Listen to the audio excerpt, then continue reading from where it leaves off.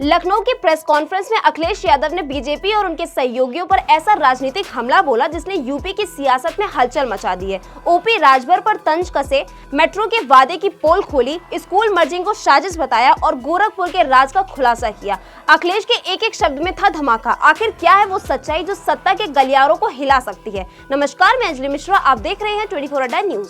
राजधानी लखनऊ में समाजवादी पार्टी के राष्ट्रीय अध्यक्ष अखिलेश यादव ने शनिवार को एक प्रेस कॉन्फ्रेंस में भारतीय जनता पार्टी यानी बीजेपी पर जमकर हमला बोला है। उन्होंने सत्ता में बैठे नेताओं की नियत, कार्यशैली और योजनाओं की असलियत को उजागर करते हुए बीजेपी को अब न सिर्फ झूठे वादों की सरकार बताया है, बल्कि वे जनमत को प्रभावित करने के लिए चुनावी साजिशों का सहारा ले रही है, ये भी कहा है। अखिलेश यादव ने उत्तर प्रदेश की योगी सरकार के मंत्री और सुबसपा प्रमुख ओम प्रकाश राजभर पर तंज कसते हुए उन्हें ओपी राजभर कहा। उन्होंने व्यंग्यात्मक लहजे में कहा, राजभर रात भर गठबंधन बदलने की सोचते रहते हैं, उनका कोई स्थायी विचारधारा नहीं है, बस कुर्सी चाहिए। अखिलेश ने इस बयान से बीजेपी के सहयोगी दल की अस्थिरता और अवसरवादी राजनीति पर सीधा सवाल खड़ा कर दिया है। सपा प्रमुख ने कहा है कि अगर गोरखपुर के लोगों ने अपना मुंह खोल दिया तो वहां के राज सामने आ जाएंगे और वहां विरासत गलियारों की जगह हिरासत गलियारा बनवाना पड़ेगा।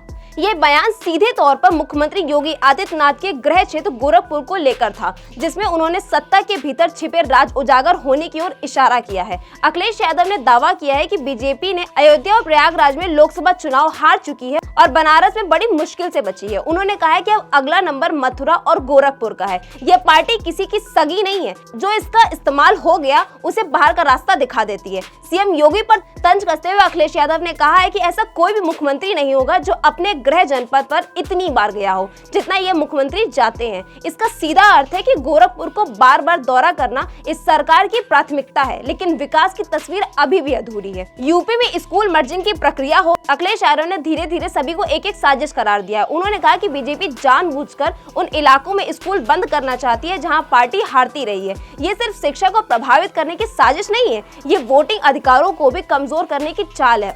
सपा प्रमुख ने कहा कि जो लोग भगवान राम की जाति उजागर करते हैं वे खुद जातिवाद है। उन्होंने बीजेपी पर निशाना साधते हुए कहा है कि यह पार्टी धार्मिक आस्था और राजनीतिक इस्तेमाल कर रही है, जिससे समाज में बंटवारा हो रहा है। साथ ही साथ अखिलेश यादव ने आरोप भी लगाया है कि बीजेपी चुनाव आयोग से मिलकर बिहार चुनाव में भी साजिश कर रही है। उन्होंने दावा किया है कि बीजेपी हर चुनाव में कुछ न कुछ हथकंडा अपनाती है और यही चीज अब स्कूल मर्जिंग और वोटर लिस्ट वेरिफिकेशन में भी हो रही है। कन्नौज में स्कूल मर्जिंग को लेकर अखिलेश यादव ने कहा है कि वहां वही स्कूलों को बंद किया जा रहा है जहां बीजेपी के बूथ नहीं बनते हैं। यह सीधे राजनीति बदले की कार्रवाई है जो बच्चों की शिक्षा और लोकतांत्रिक प्रतिक्रिया दोनों को नुकसान पहुंचा सकती है। सपा प्रमुख ने उपचुनाव में हो रही गड़बड़ियों को लेकर भी बड़ा खुलासा किया है। उन्होंने कहा है कि गुरसाएगंज में बीजेपी कार्यकर्ता फर्जी आधार कार्ड बनवा रहे हैं और मशीनें लगातार सैकड़ों फर्जी पहचान तैयार कर रहे हैं ताकि वोटिंग को प्रभावित किया जा सके। अखिलेश यादव ने साथ ही सवाल उठाया है कि बीजेपी सरकार ने गोरखपुर और झांसी में मेट्रो चलाने का वादा किया था, लेकिन आज तक वहां मेट्रो का नामो निशान तक नहीं है। दिल्ली में 11 साल और यूपी में 9 साल बीत गए हैं, लेकिन मेट्रो एक सपना ही रह गई है। अखिलेश यादव ने बीजेपी पर कब्जाधारी मानसिकता का आरोप लगाते हुए कहा है, जहां भी सरकार को थोड़ी जमीन खाली दिखती है वहां ये लोग कब्जा करने पहुंच जाते हैं। उन्होंने इसे विकास के नाम पर विनाश की नीति बताया है। अखिलेश यादव की यह प्रेस कॉन्फ्रेंस न केवल बीजेपी पर तीखा हमला थी, बल्कि उन्होंने सूझबूझ के साथ यह भी दर्शाता है कि आने वाले चुनावों में सपा किस एजेंडा और तेवर के साथ उतरने वाली है। मेट्रो से लेकर स्कूल तक, अयोध्या से लेकर गोरखपुर तक, और अखिलेश ने सरकार की असफलताओं को पूरी तरीके से सामने रख दिया है। ये देखना होगा कि बीजेपी इस सियासी चोट पर क्या जवाब देती है। तो इस खबर में सिर्फ इतना ही। ऐसी और खबरों को पाने के लिए देखते रहिए 24 न्यूज।